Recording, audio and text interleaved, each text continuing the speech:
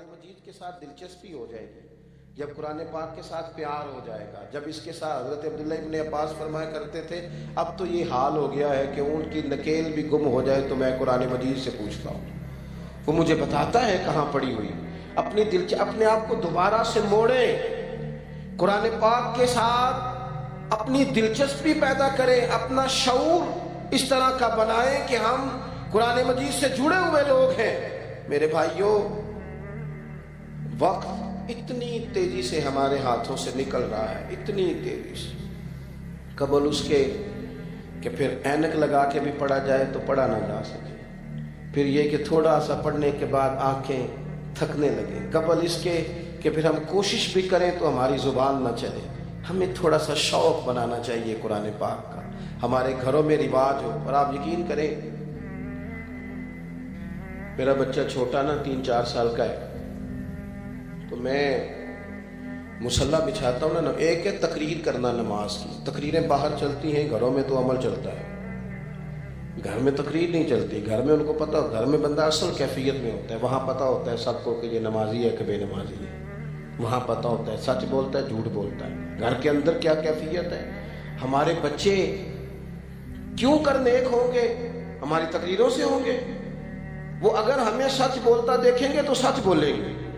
اگر ہمیں دیکھو، کبھی کسی باپ نے مجبوری سے کہا تھا اپنے پتر کو کہ بیٹا باہر کہہ دو کہ میں گھر میں نہیں، ہو سکتا ہے کوئی بڑی مجبوری ہو، لیکن اگر ایک دفعہ آپ نے جھوٹ بولنے کا اسے کہہ دیا نا، ایک دفعہ، تو پھر ساری زندگی روئیں گے کہ بیٹا میرے ساتھ تو سچ بولا کر، اور تیری مہربانی مجھے سچ بتایا کر، لیکن پھر وہ قابو نہیں آئے۔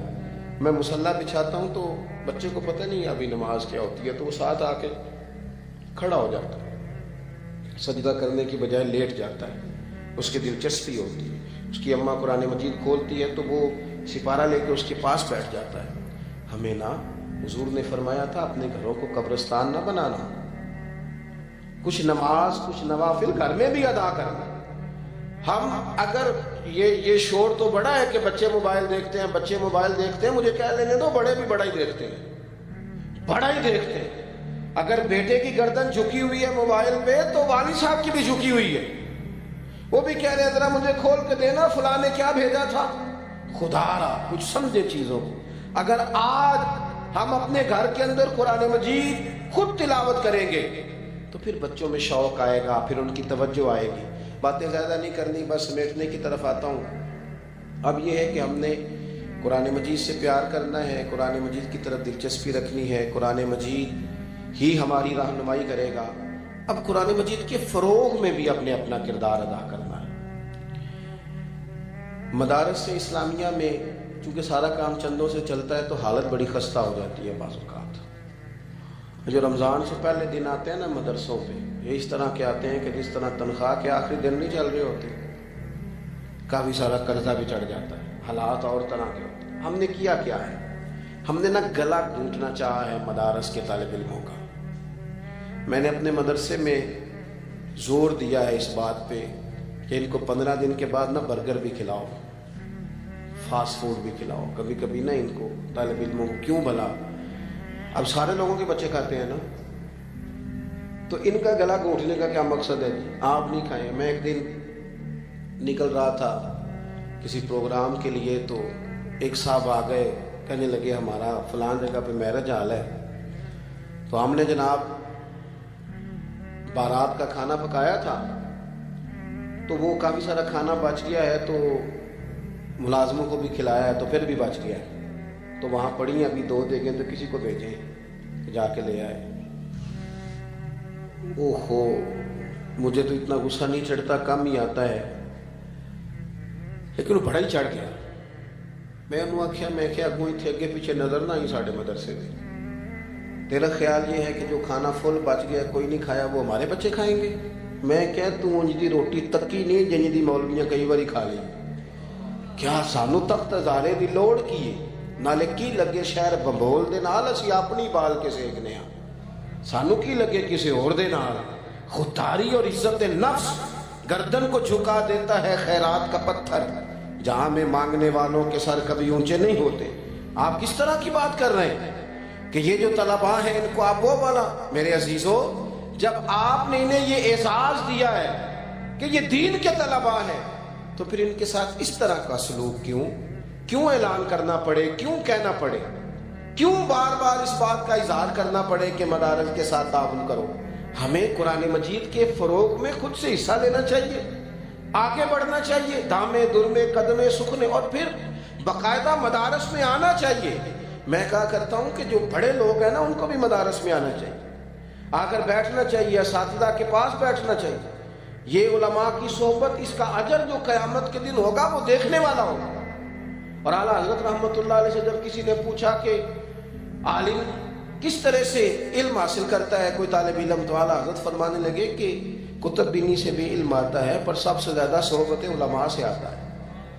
صحبت علماء سے آپ ان کی باتیں سنتے رہیں، ان کے پاس بیٹھے رہیں، تو اس سے بہت سارے بہترین نتائج برآمد ہوتے ہیں۔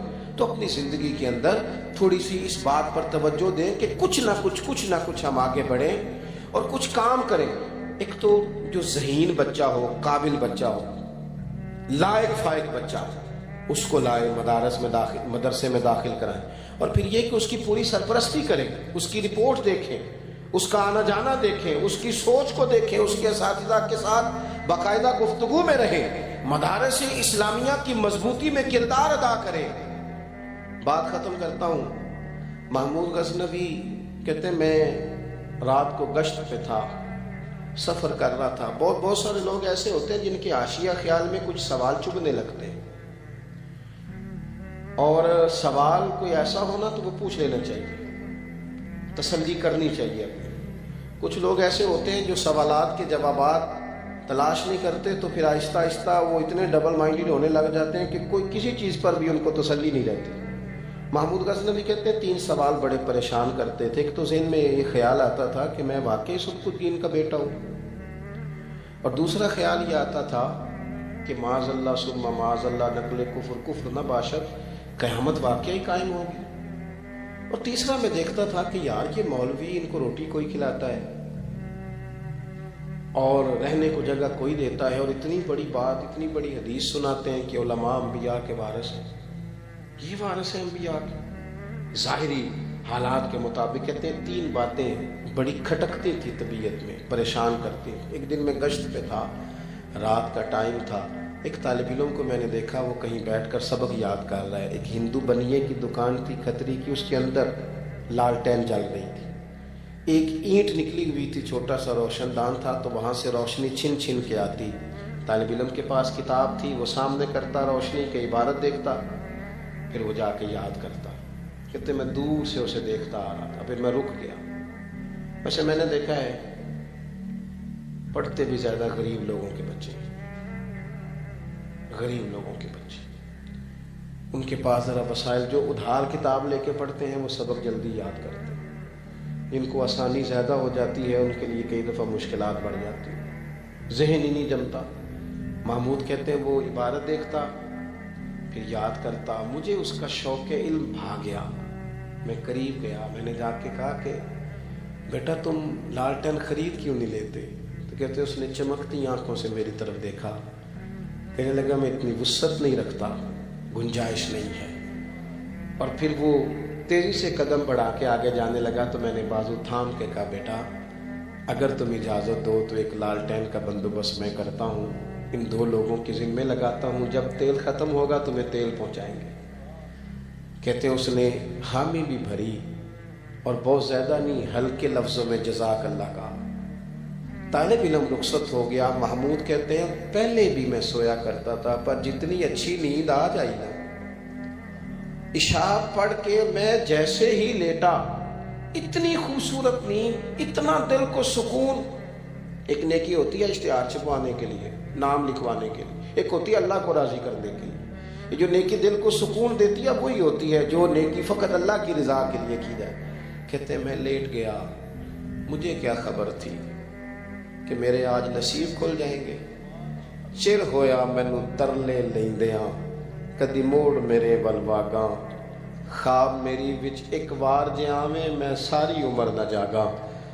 کہتے ہیں میں نے عجیب منظر دیکھا کہ پورا میرا کمرہ روشن، خوشبوئیں پھیلنے لگی، نظر اٹھی تو سامنے بدوحا کا چہرہ موجود ہے۔ کہتے ہیں محبوب کریم علیہ السلام نے نا، سنیں اللہ جزا دے، ذرا سنیے، فرماتے ہیں کہ نبی کریم علیہ السلام نے نا زیادہ حضور افصح العرب، تھوڑے جملوں میں بڑی بڑی باتیں فرما دیتے ہیں. کہتے ہیں محبوب نے ایک جملہ کہا اور میرے تینوں سوالوں کے جواب دیے. محبوب فرمانے لگے، اور سبکتگین کے بیٹے، آج تو نے میرے ایک وارث کی خدمت کی ہے، میں قیامت میں تیری سفارش کروں.